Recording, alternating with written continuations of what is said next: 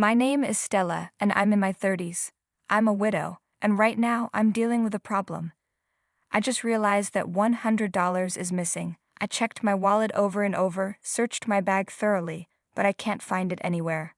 This morning, I withdrew $11,000 for living expenses, so I know I'm not just forgetting. I sigh and hold my head, feeling frustrated. I live with my in-laws, and we support each other after the loss of my husband. 3 years ago, I became the chief mourner when my husband passed away from cancer. He was young, and we were planning to build a happy family with children, but his death was sudden. I loved him deeply. Even in his last moments, he tried to comfort me, saying, "Leave it to me." Though he was in pain, he still smiled. After he died, life felt empty, like I was just existing. My in-laws shared this pain. They were suffering too. At the funeral, my father-in-law quietly said, "Dying before one's parents, what a shameful thing," and bit his lip to hold back tears. We've been living together since then, like animals huddling together for warmth. My relationship with my in-laws is good. They even encouraged me to find new love, saying, "You're still young and cute. You can meet someone wonderful." I thanked them but told them that I still loved my husband. They said they'd support me even if I found someone new. My in-laws worry about me because I became a widow in my 20s. When I mentioned that I wanted to start working, they encouraged me, saying, "You don't have to overdo it. We'll manage as a family." But after losing my husband, our financial situation became unstable. We hadn't planned for him to get cancer at such a young age, and our savings, meant for building a house, quickly ran out. Now I rely on a survivor's pension and help from my in-laws, but I can't be satisfied with this situation, so I decided to start a part-time job. A few months after I started working, I noticed money was missing. At first, it was just a few $10 bills, but then it became $100 and eventually $200. Since there are only 3 people in the house, me and my in-laws, and my father-in-law is away at work during the day, I started to suspect my mother-in-law. But she's always so kind, saying things like, "I'll make dinner tonight so you can relax." I didn't want to believe she could do something like this. One day, I left my purse with $70 and set up my smartphone to record. The video clearly showed my mother-in-law taking the money without hesitation. I realized she might be stealing to support herself. She often tries to cheer me up, suggesting we go shopping or try popular desserts, but I can tell she's forcing herself to be happy, likely because she's still grieving her son. I understand her grief all too well, so I can't bring myself to blame her. I'm still in my 20s and have some energy left, so I decided to work more until my mother-in-law can find peace. That's why I started working late at night, where the pay is better. It's mid-November now, and the nights are getting colder.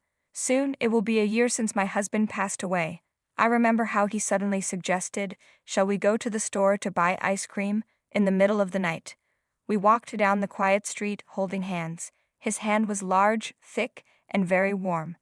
Even though he had become quite thin before he passed away, the warmth of his hand never changed. Now I put my cold hands in my pockets and hurry to the store.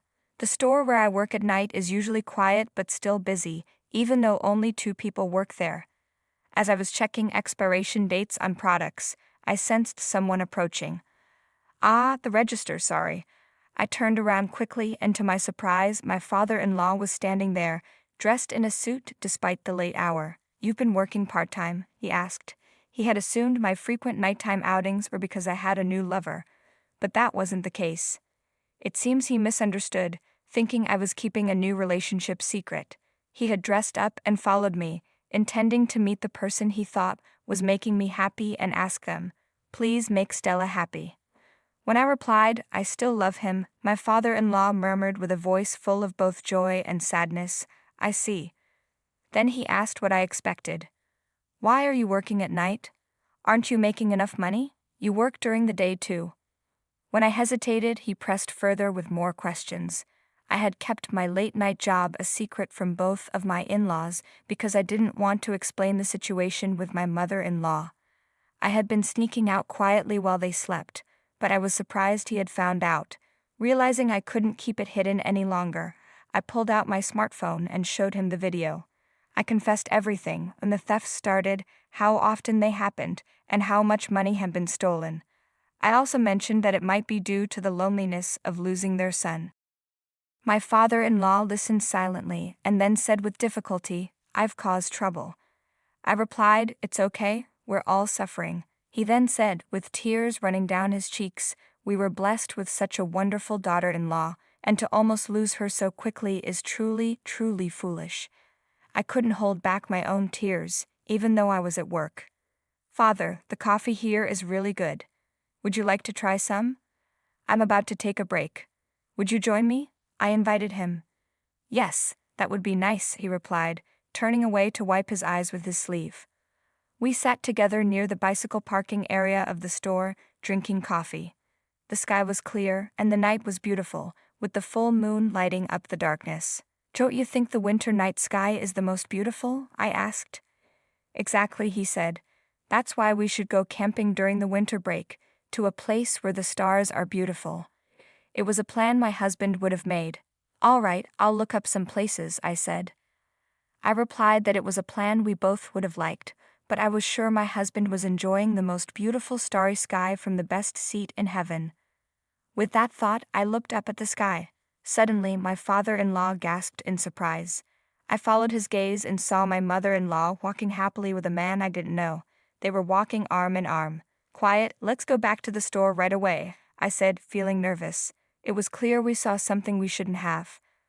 My heart started pounding, not just a little, but a lot. The way they were together made it seem like there was something inappropriate going on. My father-in-law seemed to sense it too. His face looked serious. They weren't just arm in arm.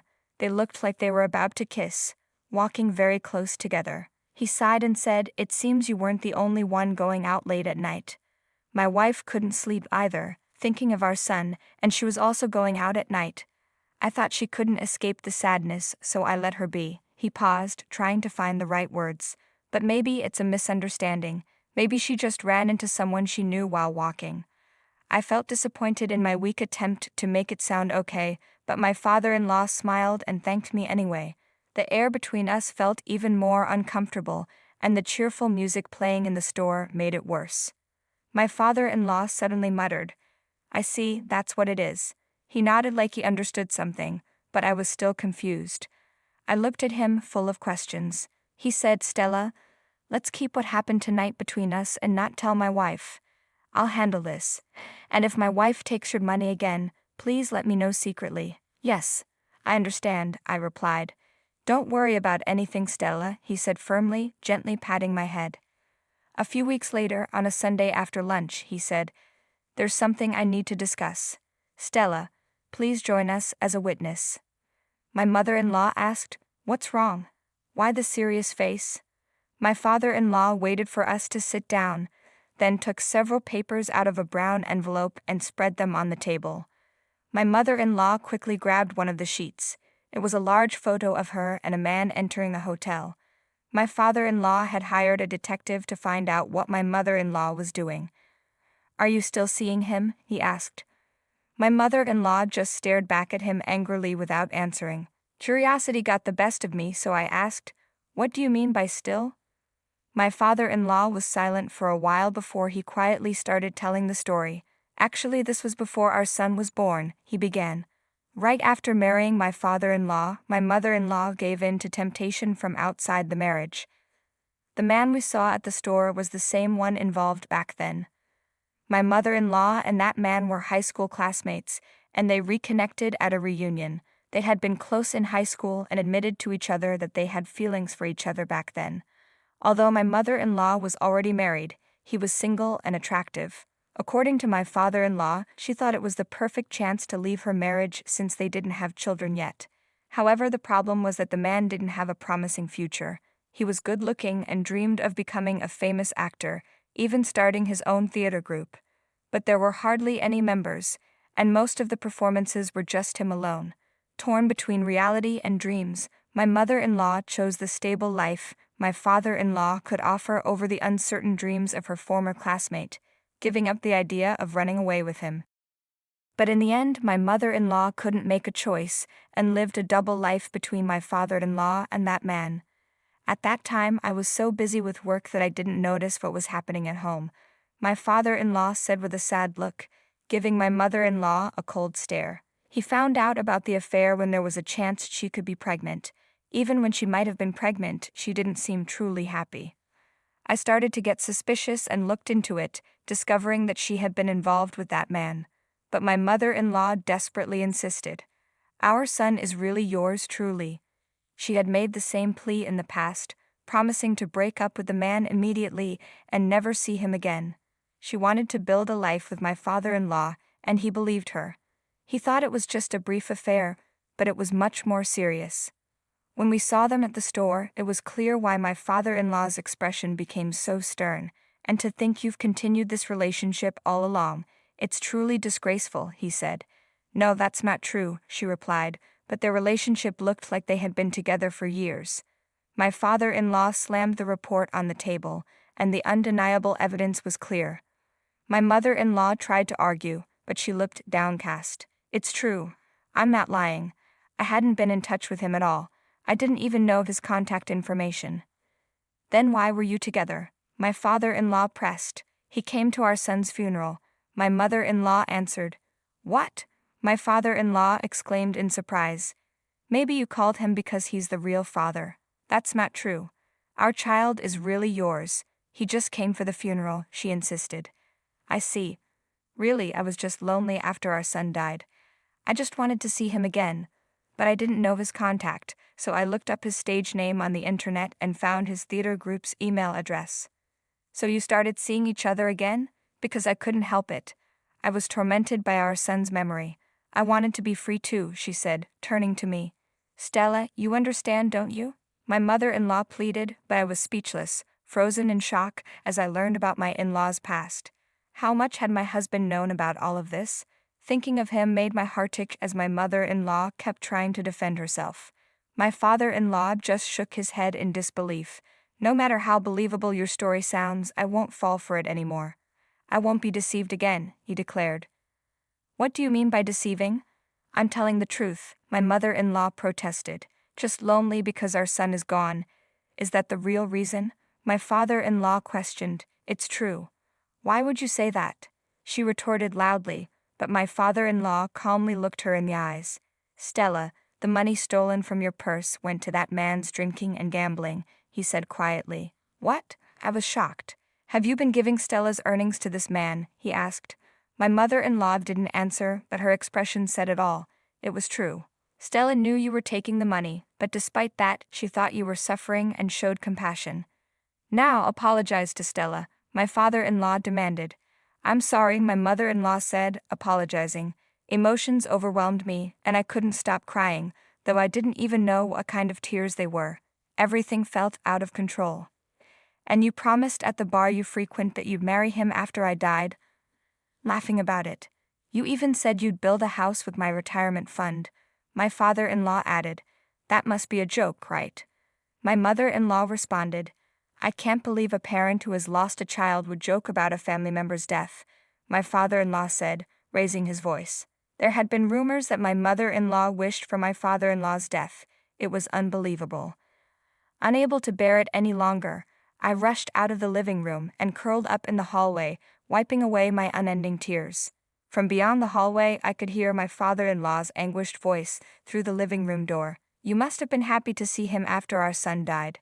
I don't want to see your face anymore. Leave right now, he yelled. Later, they divorced. I don't know if my mother-in-law is with that man anymore. It no longer concerns me. My father-in-law returned the money my mother-in-law had taken from me and said, Don't worry, I'll also get compensation from her. But the amount I lost wasn't much. It's compensation for you, Stella. Don't worry about it. Legally, you are my daughter, he said with a laugh. His kindness always warmed my heart. Can I stay here until I find new love? I asked. Of course, my father-in-law responded with a big smile. I wondered what my husband would think about this decision, and the question suddenly crossed my mind. Hey Stella, can I ask you one thing? Don't you ever think there's no blood relation between me and my son? What do you actually think? My father-in-law asked hesitantly. This must have been weighing on his mind for a long time. His face was tense with anxiety. He had raised his son alone, unable to confide in anyone. I looked him straight in the eye and answered lightly, Oh, was that what you were worried about? That was it, he replied. I couldn't help but laugh. Of course you are father and son. Remember what you said at the store, Stella, you don't have to worry about anything. Leave it all to me. His way of speaking and his actions are so much like yours, it's as if he was possessed by you. No doubt you are a real father and son, I guarantee it. Hearing those words, my father-in-law started to cry, his emotions finally collapsing. Thank you, really thank you, he said, and I gently rubbed his back. Father, thank you for raising him so wonderfully. At that moment my father-in-law took my hand and squeezed it tightly. His hand was as warm as his son's.